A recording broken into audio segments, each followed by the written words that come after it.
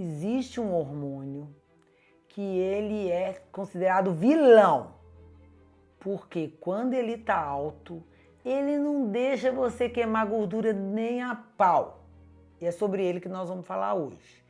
E no final do vídeo, eu vou te ensinar uma dieta emagrecedora, que não te deixa com fome e não deixa subir a sua insulina para que você possa queimar mais gordura. E é muito importante você entendê-lo. Por quê? Porque dependendo do que você come, você vai aproveitar muito aquela comida ou você vai colocar aquela comida toda na sua barriga e no seu culote. Dependendo de como tiver esse hormônio. Esse hormônio é a insulina. Gente, a insulina não é um hormônio vilão, como todo mundo fala. Para que serve a insulina? Ela tira a glicose do seu sangue e põe dentro da célula para alimentar a sua célula. E eu vou te ensinar no final desse vídeo uns truques que toda magra de ruim faz sem nem sentir, porque quem é magra de ruim não sabe o que faz para ficar tão magra, né? E às vezes a gente faz sem nem sentir para ficar gorda. Então fica até o final que eu vou te explicar direitinho como enganar o seu corpo para a sua insulina não te engordar. Então a insulina, gente, ela tira a glicose do seu sangue para pôr dentro da célula e sua célula viver e produzir energia. Ok. A insulina é produzida pelo pâncreas. O pâncreas vai produzindo insulina e você tira a glicose do sangue e ela coloca dentro da célula. Né? A maior parte das células, não são todas, precisa da insulina para poder ter glicose dentro dela, ok? Ok. Então, por que a insulina é tão importante? Porque se você não tiver insulina, você morre. Porque aí você não tem energia para produzir dentro da célula, a glicose não entra. Igual quem é diabético, por exemplo, né? Quem é diabético de tipo 1 tem que tomar insulina, senão a pessoa morre. Isso é real. Agora, uma coisa é ela ser importantíssima pra gente. Outra coisa é ela em excesso. Eu vou tentar ser o mais didática possível para vocês entenderem. Vamos lá. Quando você come uma coisa, por exemplo, uma maçã, tem glicose ali. Aí o seu corpo, ele fica sabendo que tem uma glicose aumentada e o pâncreas produz insulina para poder pôr essa glicose dentro de algumas células.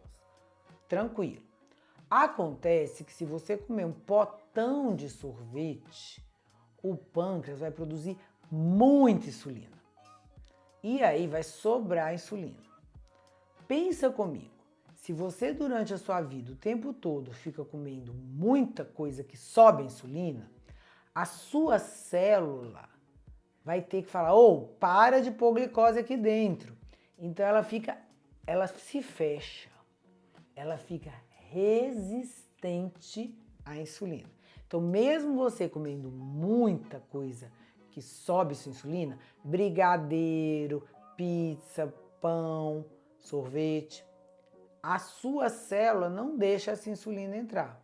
E aí sobra insulina no seu corpo. Toda vez que sobra insulina, o que você acha que o corpo pensa? Que tem muita glicose ou pouca glicose? Muita. A insulina está alta, deve ter muita glicose. Então, enquanto a insulina está alta, você precisa gastar essa energia. Então, você fica proibido de queimar gordura. Então, toda vez que a insulina está alta, o seu corpo fica bloqueado de queimar gordura. Você gosta de queimar gordura ou não? Todo mundo gosta de queimar gordura, ninguém quer ficar gordo.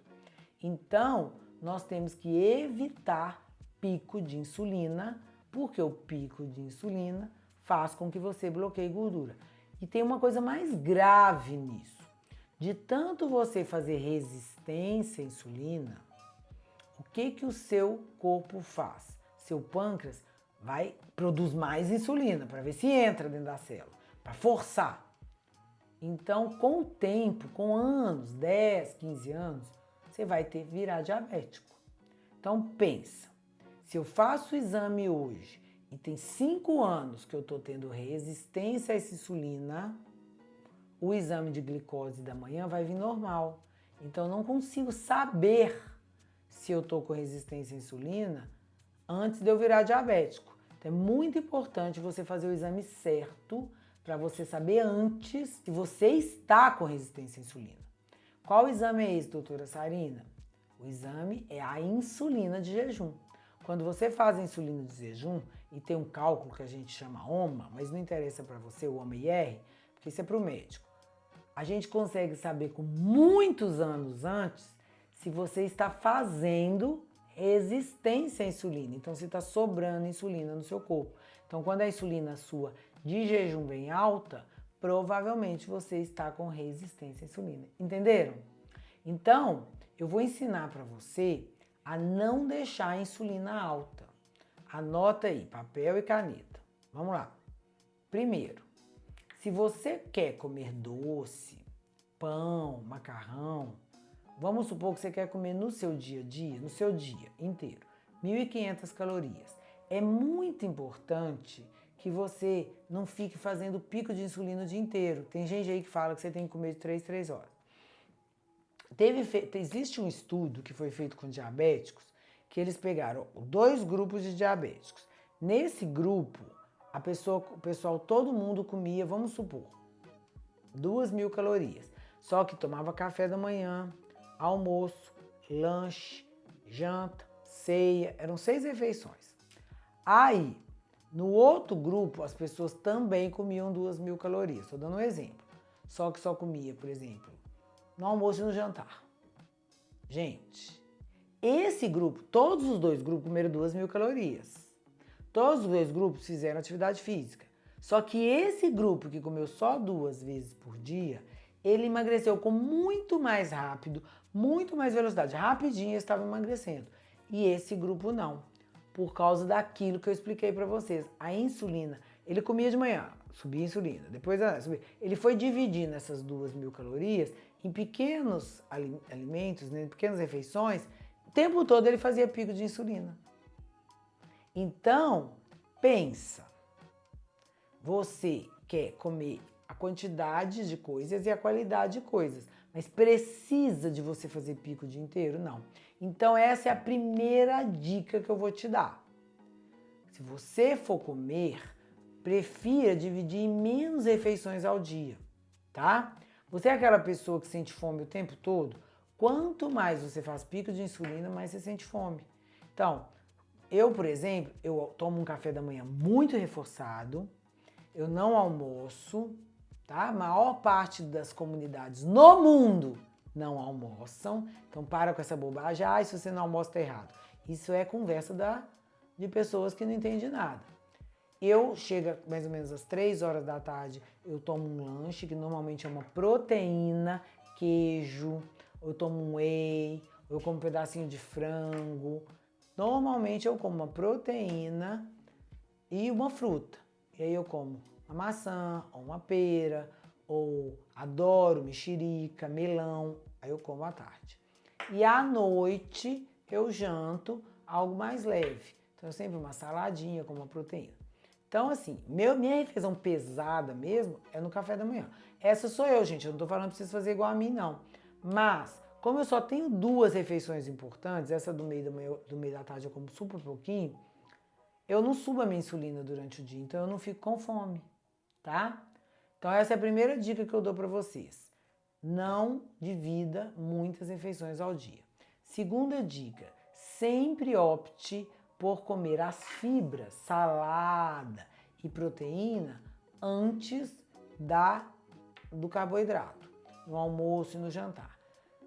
Na Itália, gente, eles até costumam comer um pouquinho de macarrão antes de comer a proteína e as fibras e as frutas. Só que isso já é muito bem estabelecido para eles.